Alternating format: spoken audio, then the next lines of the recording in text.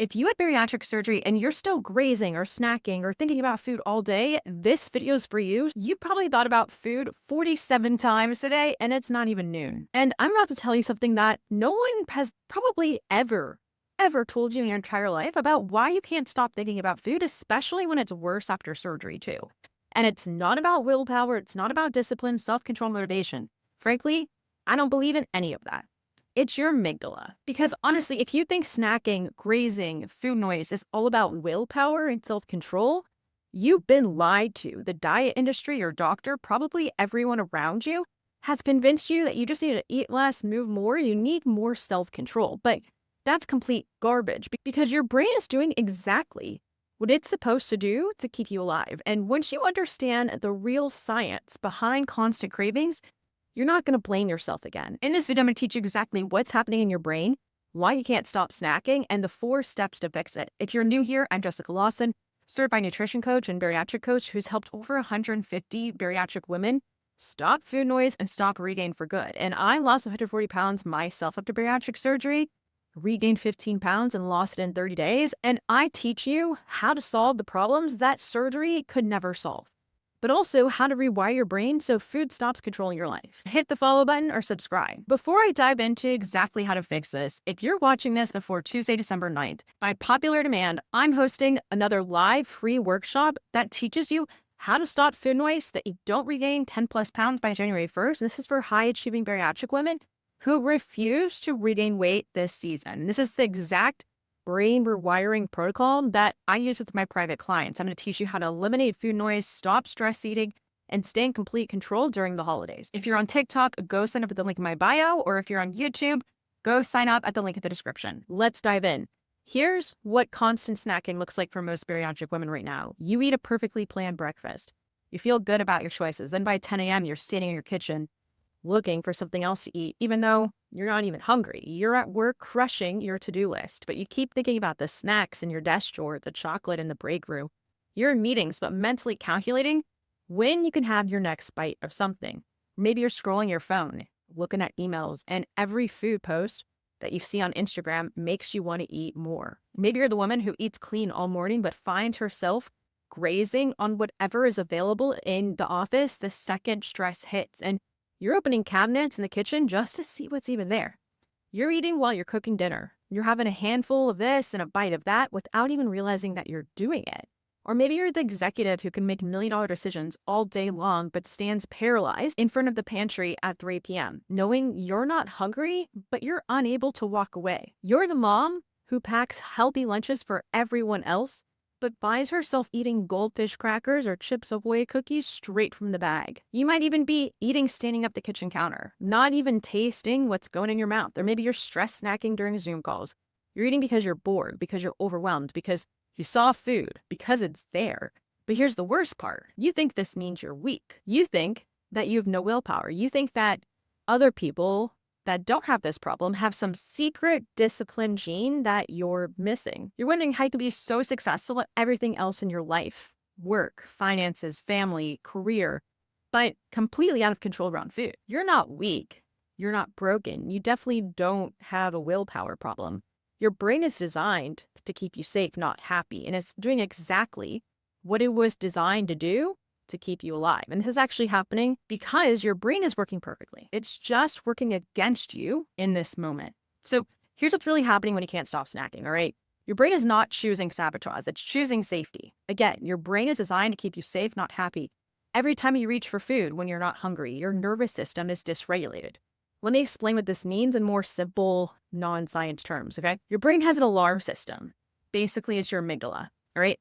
Its only job is really just to scan for danger and keep you alive. So when your amygdala detects stress, chaos, overwhelm, or uncertainty, it flips on the danger switch. It says, danger, danger, danger, Jessica, watch out. And your nervous system goes into fight, flight, or freeze mode. When you're in survival mode, your brain starts looking for quick ways to feel safe again. And food is the fastest way that you have taught your brain over decades to regulate your nervous system. Because eating can release dopamine and serotonin, and it temporarily calms your stress response. Your brain remembers this because you've been doing it for 10, 20, 30, 40, 50 years. Then you start reaching food for automatically every time that response is activated. But here's what makes it even worse for high achievers like you. You're operating at a maximum capacity most days, managing teams, hitting deadlines, solving problems, and making decisions that are pretty big and important all day long. Your nervous system is constantly activated. If you're watching this and that resonates, you're probably like, yeah, Jessica, I know exactly what you're talking about. Add to the fact that you're probably skipping meals because you're busy, or you eat too little during the day because you're busy being successful. So then your blood sugar crashes and your brain interprets low blood sugar as danger and sends you hunting for quick energy. Then, ladies and gentlemen, there's the perfectionist trap. I swear to God, nearly 1 out of every 3 bariatric patients I meet is a perfectionist, okay? So when you do snack, you feel guilty. You feel really guilty, and that guilt creates more stress. More stress activates your nervous system again, and more activation sends you looking for more food to regulate. You see how this becomes just a dangerous cycle, or a cycle that never stops. There is no end in sight. Your small stomach from surgery cannot override this. Surgery was not supposed to override this. Surgery just changed your stomach size. It didn't change your nervous system's response to stress. And those neural pathways that connect stress to eating are still firing at full capacity. In fact, they might even be firing stronger now because your brain knows that your stomach is smaller and it's trying to compensate by making you think about food more often. If it wasn't clear yet, this is not a willpower problem. This is a nervous system regulation problem. And once you understand that, only then can you actually fix it. It's like trying to solve a leaky faucet by repairing the front door. You're solving the wrong problem. So here's how you actually fix this. Here's how you can stop the snacking, the grazing, that cycle by addressing the real root cause. Because what you've got to do is teach your nervous system that it's safe, that your body's safe without using food. Here's the protocol. Instead of trying to stop snacking with willpower, you're actually going to give your brain what it needs when it gets activated. So step 1, learn to recognize your nervous system activation. Your body gives you signals before you reach for food. Maybe your shoulders tense up.